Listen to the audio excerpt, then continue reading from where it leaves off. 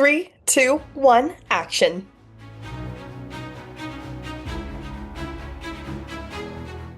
Welcome back to As Seen on Screen, your source for entertainment news, reviews, and conversations. I'm your host, Nicole Soroka, and I am so excited to bring you our South by Southwest 2026 preview episode. South by Southwest officially kicks off next week on March 12th and runs through until March 18th, and I could not be more excited to be attending this year. Last time I went was my very first time in 2024, so I'm super hyped to be heading back to the festival this year. This lineup is incredible. There are so many films I'm so excited to see at the festival this year. As always, my list is a little too ambitious, and I definitely won't be able to see all of them realistically. And that's why I'm here today. I am here to go over some of the amazing films in this massive lineup that you should have on your radar, whether you're heading to the festival or for you to watch in the theaters during its wide release. I am going to be posting tons and tons of content in real time on our social pages while I'm at the festival, so make sure you're following our social accounts on TikTok, Instagram, X at As Seen on Screen. Now, this list I've made is quite long, so to spare you a little bit of time, I'm going to read each film's synopsis, some of the cast members, the director, the creative team, and some thoughts I have about it and why I'm excited to see it. So, to jump right in, we're going to talk about my absolutely most anticipated film of the festival, Forbidden Fruits. The synopsis reads, at a mall store, Apple leads a secret witch cult with coworkers Cherry and Fig. New hire Pumpkin questions their sisterhood, forcing them to confront inner darkness or meet violent ends.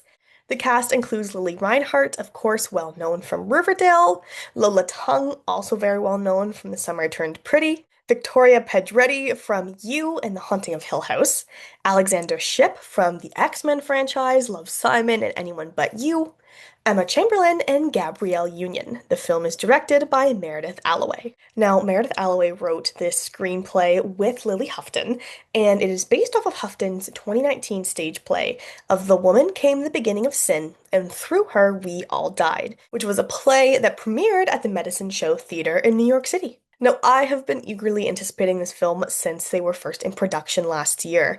A fun note for all of my Torontonians, my local listeners, this was filmed at Sherway Gardens in Etobicoke. Now, this film has been kind of compared to online from the trailer and the promo as like a witchy Mean Girls vibe, which I can totally see. And fun fact, if you don't know, Mean Girls was filmed at Sherway Gardens, a portion of it, the scenes that we see them in the mall, that is all in Sherway Gardens. So I think that's a fun little tie-in that these films both have. There's a TikTok of Lola Tung when they were in production, and I remember seeing it back in the spring of last year when it was posted, and right away, I thought that looks exactly like Sherway Gardens. And at the time, I didn't know what they were filming, but I grew up going to Sherway Gardens because my grandma used to live about 5 minutes from there. So immediately I recognized it, did some investigating, and it didn't take long to realize they were, in fact, filming at Sherway Gardens. But that is certainly my most anticipated watch of the festival. I cannot wait to bring you coverage from the premiere. I'm just very excited. Okay, in a close second to Forbidden Fruits and my most anticipated watch, I cannot wait for Ready or Not 2, Here I Come. I loved the original Ready or Not. I still remember going to see it with my dad in the theater, so I cannot wait to see this sequel. And the synopsis reads, moments after surviving an all-out attack from the Ladomus family, Grace discovers she's reached the next level of the nightmarish game, and this time with her estranged sister Faith at her side. Grace has one chance to survive, keep her sister alive, and claim the high seat of the council that controls the world. Four rival families are hunting her for the throne, and whoever wins rules it all. Now, Samara Weaving is returning as Grace in this film. It also stars Catherine Newton as Faith, Sarah Michelle Gellar, Sean Hattasey, Nestor Carbonell, David Cronenberg, and Elijah Wood. The film is directed by the directors of the original film, Matt Bettinelli-Olpin and Tyler Gillette. Like I said, I loved the first film. It released in 2019. The same writing and directing team are behind this sequel, which is just all the more exciting. The original creators of this first idea are behind this, so I'm very excited to hear that. The ensemble cast for this film looks killer. I mean, I love Sarah Michelle Gellar, Sean Hattasey, David Cronenberg. So many incredible names are in this cast. The first film, if you don't remember, included Adam Brody, Mark O'Brien, Andy McDowell, and more. So I'm so excited to see what they bring along this horror comedy vibe to this sequel. I'm also very excited to hear the soundtrack for this film because if you don't know the song Hide and Seek from the original film, it is hilarious. I listen to it all the time at Halloween. It's so fun, so I can't wait to see what songs, if they incorporate Hide and Seek again, if they have a new song for the countdown, as Grace and Faith kind of get that head start from the rest of the families. So I'm very curious to see how they do that in this film. But overall, this is a sequel I'm very excited for. If you listen to the podcast, you know that I'm not always the most optimistic about sequels, but ready or not to, here I come. I'm very excited. Next up, another horror watch, this one much less comedy, much more horror, is Hokum. The synopsis reads, when novelist Ohm Bauman retreats to a remote inn to scatter his parents' ashes, he is consumed by tales of a witch haunting the honeymoon suite. Disturbing visions and a shocking disappearance forces him to confront dark corners of his past. Now, the cast includes Adam Scott, Peter Coonan, David Wilmot, Florence Ordesh, Will O'Connell, and Brendan Conroy. It is directed by Damien McCarthy. I am so excited. Again, if you watch our podcast, you know that I'm a big horror movie fan, so I'm very excited for Hokum. I've been excited since the trailer first released. If you've watched the trailer, you know that it looks extremely unnerving, creepy. I'm loving the sound design that we hear so far in the trailer. The scares look great. I'm very eagerly anticipating to see this film. Next up, staying in the horror realm, again going back to a bit more of a horror comedy vibes, we got They Will Kill You. The film unleashes a blood-soaked, high-octane horror action comedy in which a young woman must survive the night at the Virgil, a demonic cult's mysterious and twisted death trap of a lair, before becoming their next offering in an unlikely, brazen, big-screen battle of epic kills and wickedly dark humor. I don't know about you, but that is how you write a synopsis, because I am immediately hooked by all of those words. The cast includes Zazie Beetz, Myha'la, Patterson Joseph, Tom Felton, Heather Graham, and Patricia Arquette, and is directed by Kirill Sokolov. People online have been saying this is going to be a Kill Bill, Ready or Not crossover type vibe film, and I can totally understand why they're saying that from the synopsis that we're getting, but this is another film I'm very eagerly anticipating. It looks so much fun. The trailer looks great. This cast is stacked, and I cannot wait to see this specifically on the big screen because any film is best seen on the big screen, but comedy horrors with big, fun jump kills are just gonna be great. Next up is Prime Video's Pretty Lethal. The synopsis is an action-packed thriller where five ballerinas stranded in a remote forest take shelter at an unsettling roadside inn. They must weaponize years of brutal training, turning grace, discipline, and even point shoes and tools for survival. Now, this cast is great. It includes Iris Apatow, Lana Condor, Millicent Simmons, Avantika, Maddie Ziegler, and Uma Thurman. It's directed by Vicky Jusen. I don't know about you, but this cast alone makes me excited to see this film. I love Lana Condor. I love Millicent Simmons. She was fantastic in A Quiet Place and in A Quiet Place 2. Avantika was in Mean Girls. She was in Tarot. She's been in a lot of films recently. Maddie Ziegler, Uma Thurman, Iris Apatow. This just looks so much fun. And as someone who grew up doing dance, although I didn't do ballet, I did acro, I'm very excited to kind of see this dance crossover with horror, comedy. The trailer looks crazy. I love the poster they released. It is so much fun. So I am very excited to see this at South by Southwest. Okay, moving in to our two opening night watches. Starting off with opening night film, I Love Boosters. The synopsis is a crew of professional shoplifters take aim at a cutthroat fashion maven. It's like a community service. The cast includes Kiki Palmer, Naomi Aki, Taylor Page, Poppy Liu, Isa Gonzalez, Lakeith Stanfield, Will Poulter, and Demi Moore. It is directed by Boots Riley. You know, if you've watched the trailer and Will Poulter's green hair and glasses combo is not making you excited for this film, I don't know what will. This looks like such a blast. And speaking of the use of color, just from what I can tell of the trailer itself, I love how they're using big, vibrant, bold colors with the clothing, sometimes the background that you can see. Like I said, with Will Poulter's green hair and glasses combo, you can see in the background that the entire room is kind of the same green color matching him. So I'm very excited to see how they use color in this film throughout the stories we see, the fashion they see, the individuals we meet. I'm just loving all of it. I think this film is going to be a ton of fun. Okay, moving into the opening night TV premiere. Following I Love Boosters, we have Margot's Got Money Troubles. The synopsis is Margot's Got Money Troubles is a bold, heartwarming, and comedic family drama following recent college dropout and aspiring writer Margot, played by Elle Fanning, the daughter of an ex-Hooters waitress, Michelle Pfeiffer, and ex-pro wrestler Nick Offerman, as he's as she's forced to make her way with a new baby, a mounting pile of bills, and a dwindling amount of ways to pay them.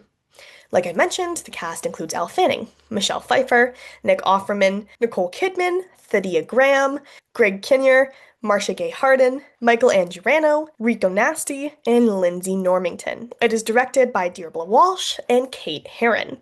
Now, if you haven't heard much about this series, it is going to be premiering on Apple TV Plus, and it's also based on the novel of the same name by Ruby Thorpe. Heading into our next watch is Basic. The film synopsis reads after Gloria and Nick break up, Gloria takes us through Nick's dating history, untangling his web of ex-girlfriends through details she can find online. But when she discovers Caitlin, the hottest, most basic ex-girlfriend to ever exist, Gloria not only loses herself, she loses control of the story she's been telling. Basic is a comedy that blends the magical realism of jealous paranoia with the magic of falling in love. The cast includes Ashley Park, Leighton Meester, Taylor John Smith, Nelson Franklin, Candy Muse, Ashley Nicole Black, Kenzie Elizabeth, Amber Ruffin, John Gabris, and Georgia Mishik. It's directed by Chelsea Devontes.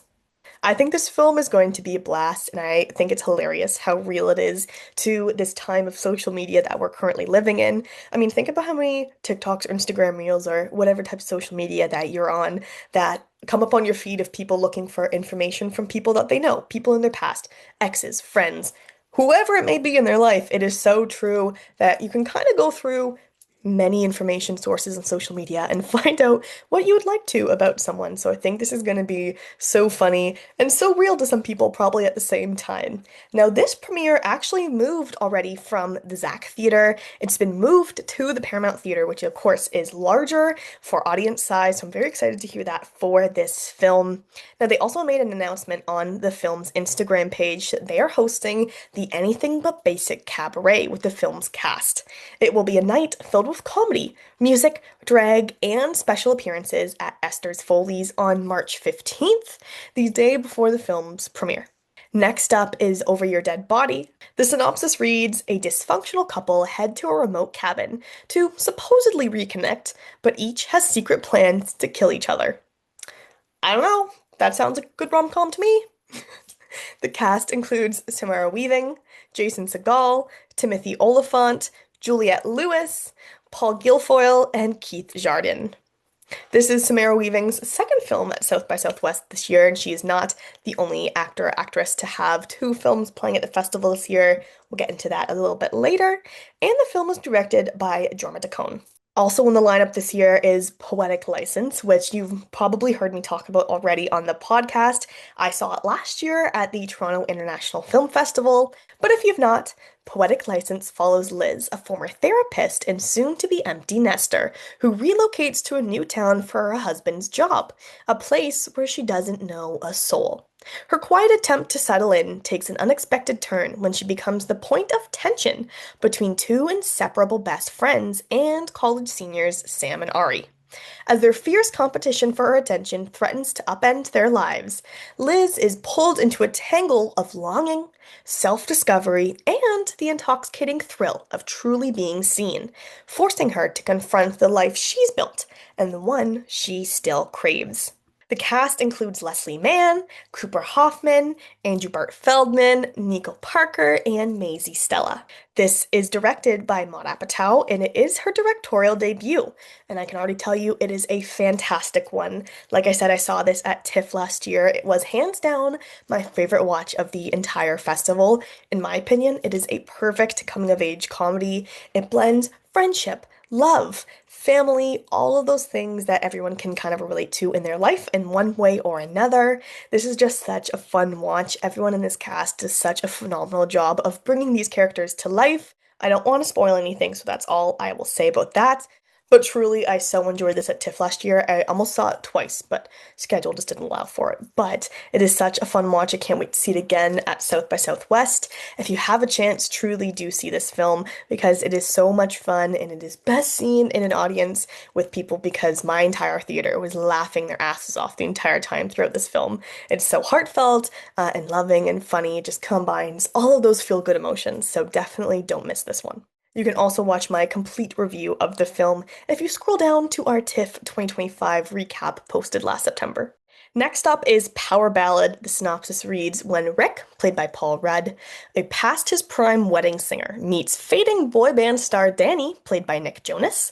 During a gig, the two bond over music in a late night jam session. But when Danny turns one of Rick's songs into the hit that reignites his career, Rick sets out to reclaim the recognition he believes he deserves, even if it means risking everything he cares about.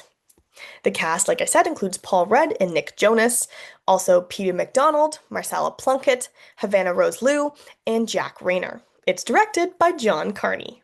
We also have Mike and Nick and Alice, definitely the longest title of any South by Southwest watch this year. The synopsis reads, the film is a hilarious, stylized, R-rated action comedy about two gangsters and the woman they love, trying to survive the most dangerous night of their lives. As if that wasn't enough, there's one wild ingredient that's added to the mix, a time machine. The cast includes Vince Vaughn, James Marsden, Isaac Gonzalez, Keith David, Timmy Tatro, Louis Tam, Ben Schwartz, Stephen Root, Emily Hampshire, and Arturo Castro. It is directed by Ben David Grabinski. Heading into a bit more of the horror section of the festival, first up is Leviticus, which I heard fantastic things coming out of Sundance earlier this year. Leviticus is the story of Naim and Ryan, two teenage boys living in a conservative Christian community in regional Victoria. When their attraction to each other is identified by the local pastor, the pair are subjected to a disturbing conversion ritual, which unknowingly releases a violent entity that terrorizes the town. As Naim and Ryan attempt to survive the bigotry of their fellow town members, they must also defend themselves against the unleashed spiritual being that takes the form of the things the boys desire most, each other. The film stars Joe Bird, Stacey Clausen, Mia Wasikowska, Jeremy Blewett, Ewan Leslie, and Davida McKenzie. The film was directed by Adrian Chiarella. Like I said, this got great reviews from Sundance, so I am so excited to see it. This is such an intriguing plot, especially at the end there when they mention that the spiritual being takes the form of each other. I think this is going to be such a cool watch. So I'm so excited to see how they do this on screen. I think this is going to be such a cool concept, and I can't wait to see it.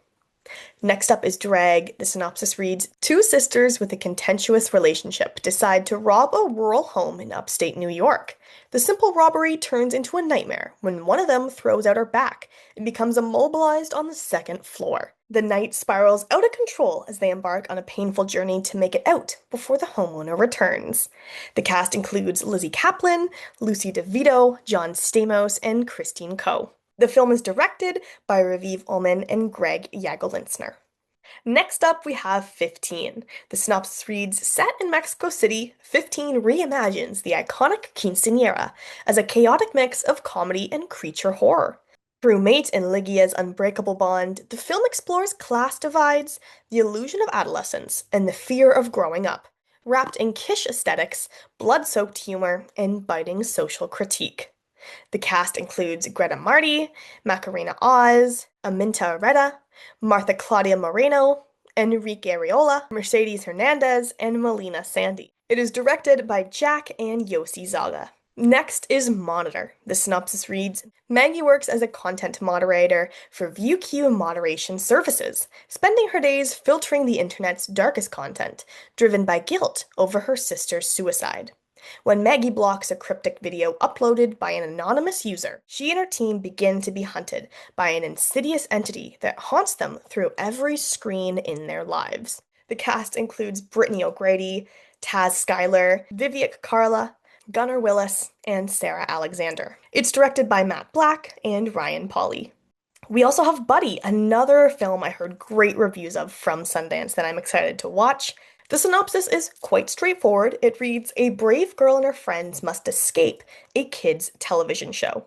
Personally, I think this is such a fun and unique idea for a horror movie. I can't think of anything that kind of explores this idea of kids' television, turning them into horror. So I'm excited to see this. It stars Kristen Milotti, Delaney Quinn, Topher Grace, Keegan-Michael Key, Michael Shannon, and Patton Oswalt. It's directed by Casper Kelly. And last up in this horror movie section, we have Obsession, another film that premiered at TIFF last year, but I didn't get the chance to watch, so I'm hoping to see it this time around.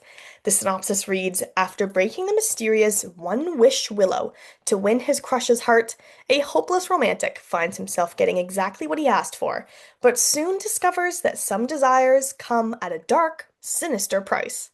It stars Michael Johnston, Indy Neverett, Cooper Tomlinson, Megan Lawless, and Andy Richter. It's directed by Curry Barker.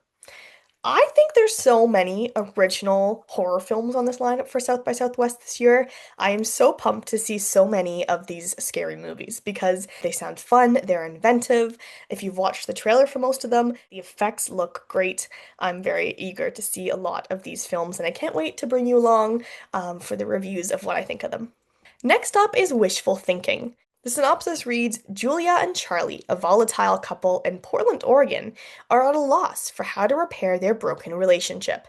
Julia, an ambitious game designer, and Charlie, a struggling musician working in sound design to pay the bills, are pushed by Julia's friends into attending a couples therapy seminar run by twin healers, the Tillies, who claim to fix relationships through energy work. The session triggers a karmic universal system that makes the state of their relationship affect the world around them.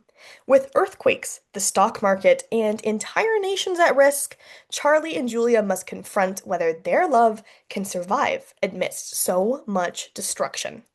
The cast includes Lewis Pullman, Maya Hawke, Randall Park, Jake Shane, Kate Berlant, Amita Rao, and Eric Rahil.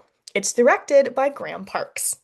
I am so excited to see Jake Shane in a movie. I've been a huge follower of Jake Shane for years at this point, from being on Broadway right now to Therapist on Netflix. This new season just premiered a few weeks ago. I am so excited for the moment Jake is having right now, and I cannot wait to see him in a film. Of course, you can have already seen his acting in Hacks. He was in an episode and he was so funny alongside Gene Smart, so I am so eager to see him in this film.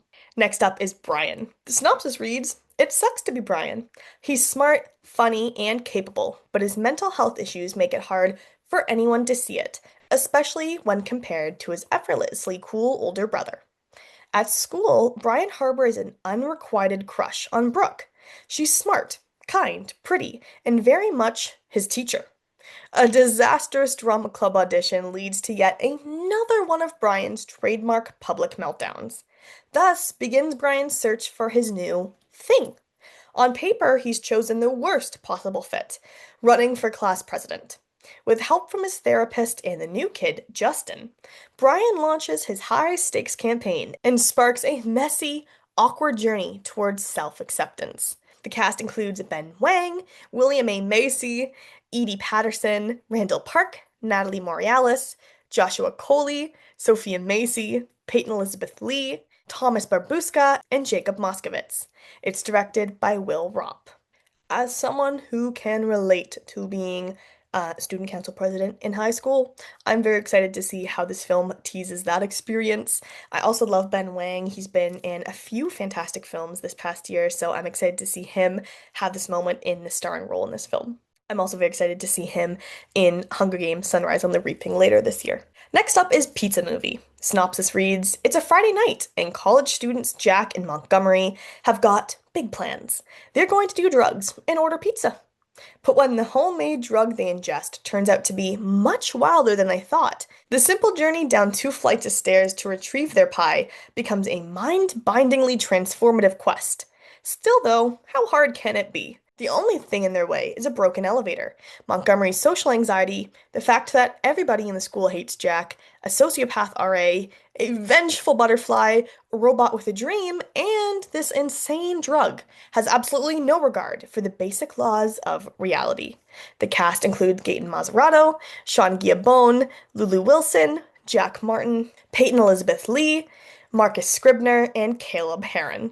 The directors are Brian McLaney and Nick Kosher. We also have Crashland. Synopsis is Lance, Clay, and Darby have spent their childhoods drinking, wreaking havoc, and filming crude stunts in their small town. Everybody hates them. Wanting to finally prove their lives have a meaning, the boys set out to make a real movie, and in the process are forced to confront emotions and experiences they've never considered. Love, loss, and ultimately what it means to grow up. The cast includes Gabriel LaBelle, Finn Wolfhard, Billy Brick, Noah Parker, and Abby Quinn. It's directed by Dempsey Brick, and it is his feature-length directorial debut. The last few films I do want to mention before I wrap up here are The Shitheads with Dave Franco, O'Shea Jackson Jr., Mason Thames, Peter Dinklage, Kiernan Shipka, Nicholas Braun, and Killer Mike, directed by Macon Blair. Also, Chasing Summers, both films I've heard great things about out of Sundance. There's also Dreamquill, starring Elizabeth Banks, Juliette Lewis, and Katherine Newton. Eddie Arnold is a Loser with Addie Madden Cabrera, McKenna Tuckett, and Alexa Page. Sparks with Elsie Fisher, Charlie B. Foster, Madison Hu, and Julia D'Angelo. And there's also two musician documentaries, Lainey Wilson Keepin' Country Cool and Noah Kahan Out of Body, which will both be released on Netflix later this year.